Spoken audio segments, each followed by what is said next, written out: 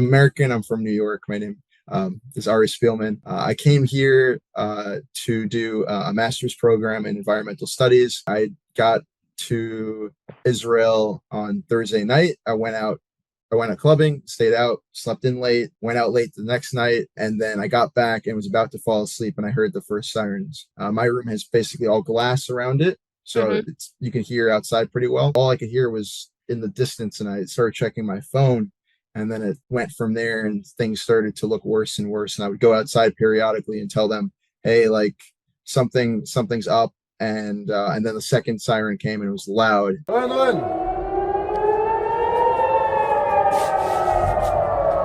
Luckily, we had the bomb shelter room, so we didn't have to keep running in and out of the house.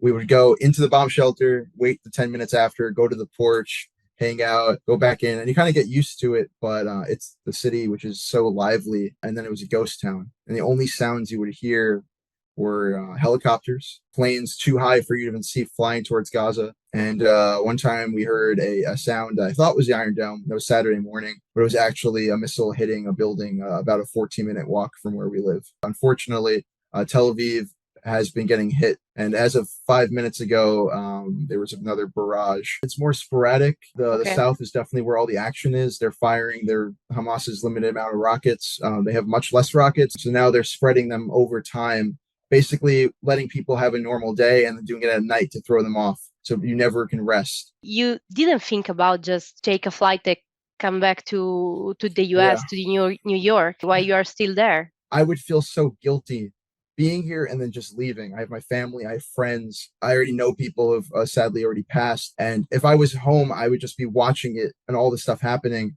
and feel, I don't know, a sense of what am I doing here? How can I help? I'm not going to go serve in the army. I don't plan on serving the IDF. I don't want to do that. But I feel like I'm useful here.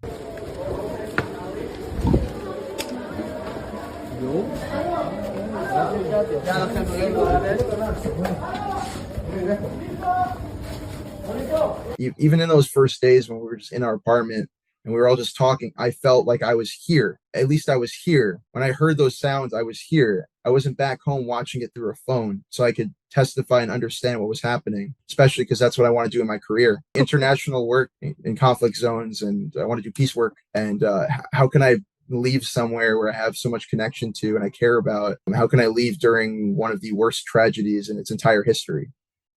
I can't.